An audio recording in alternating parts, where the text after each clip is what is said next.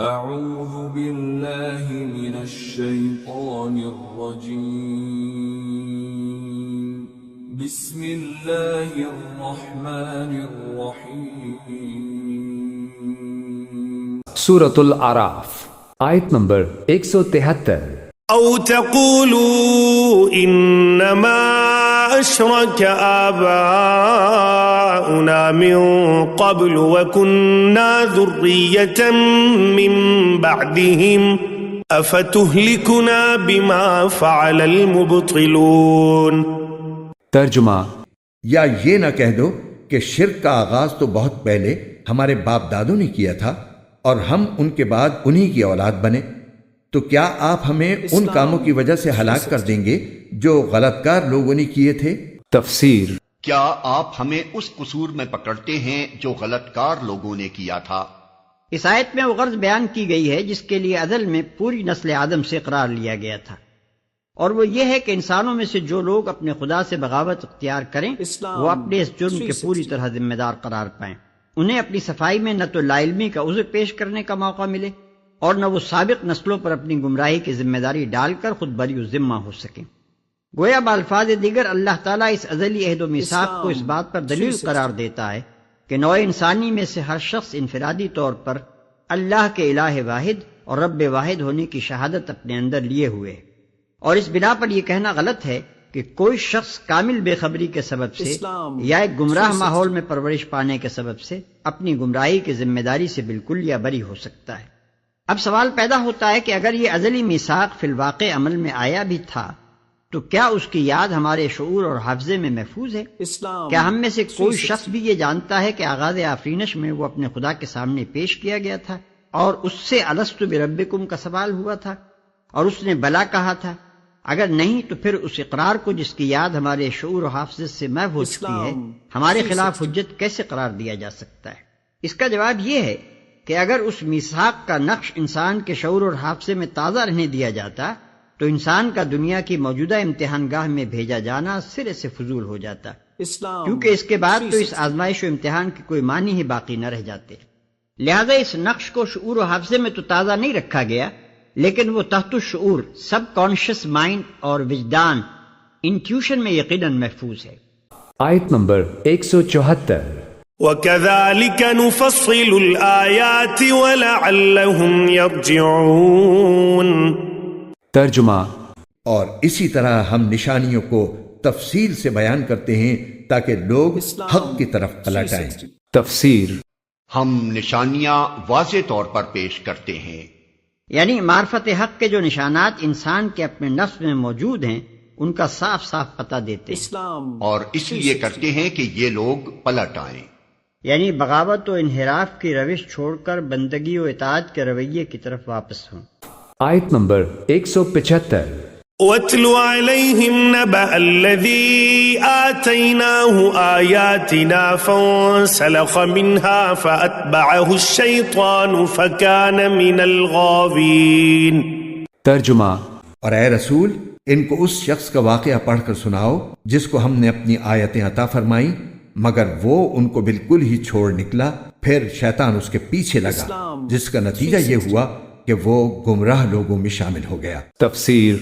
عام طور سے مفسرین نے اس آیت کے بارے میں یہ کہا ہے کہ اس میں بلعام بن باور کی طرف اشارہ ہے۔ فلسطین کے علاقے مواب میں یہ ایک عابد و زاہد شخص تھا اور اس کے بارے میں یہ بات مشہور تھی کہ اس کی دعائیں قبول ہوتی ہیں۔ اس وقت اس علاقے پر بت پرست قوموں کا قبضہ تھا۔ حضرت موسیٰ علیہ السلام نے فرعون کے غرق ہونے کے بعد بنی اسرائیل کا لشکر لے کر اس علاقے پر حملہ کرنے کا ارادہ کیا۔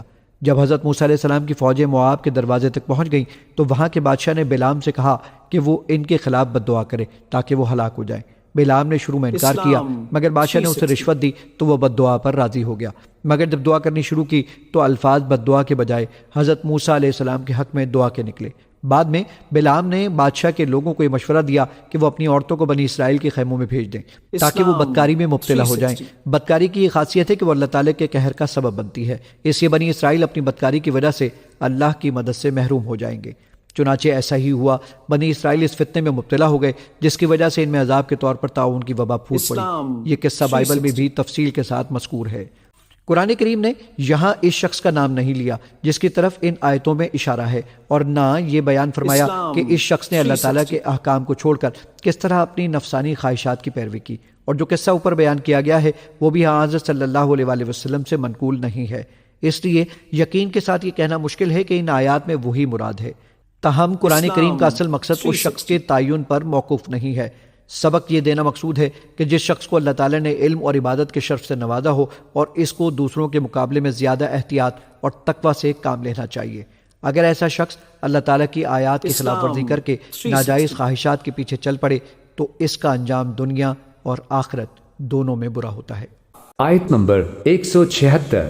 وَلَوْ شِئْنَا لَرَفَعْنَاهُ بِهَا وَلَكِنَّهُ أَخْلَدَ إِلَى الْأَرْضِ وَاتَّبَعَ هَوَاهُ فَمَثَلُهُ كَمَثَلِ الْكَلْبِ إِن تَحْمِلْ عَلَيْهِ يَلْهَثْ أَوْ تَتْرُكْهُ يَلْهَثْ ذَلِكَ مَثَلُ الْقَوْمِ الَّذِينَ كَذَّبُوا بِآيَاتِنَا فَقُصُصِ الْقَصَصَ لَعَلَّهُمْ يَتَفَكَّرُونَ۔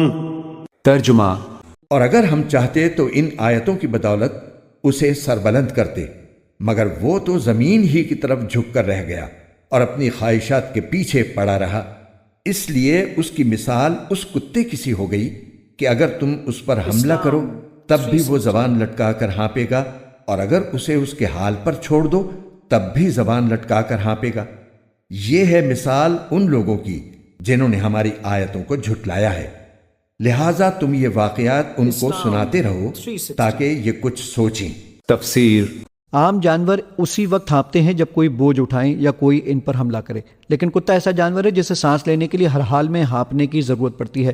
جن حضرات نے اس واقعے کو بلعام بن باور کا واقعہ قرار دیا ہے وہ یہ بھی کہتے ہیں کہ اس کی بدعملی کی سزا میں اس کی زبان کتے کی طرح باہر نکل پڑی تھی، اس لیے اسے اس آیت میں کتے سے تشبیہ دی گئی ہے۔ اور بعض حضرات نے فرمایا ہے کہ دراصل یہ تشبیہ اس شخص کی نفسانی حرص کی ہے، اگر کتے پر کوئی چیز پھینکی جائے تو خواہ وہ اسے مارنے کے لیے پھینکی گئی ہو، کتا اپنی زبان نکال کر اس پر اس حرص میں لپکتا ہے کہ شاید یہ کوئی کھانے کی چیز ہو۔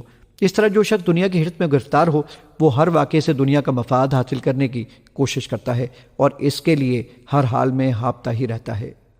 آیت نمبر 177۔ ساء مثلا القوم الذين كذبوا بآياتنا وأنفسهم كانوا يظلمون۔ ترجمہ۔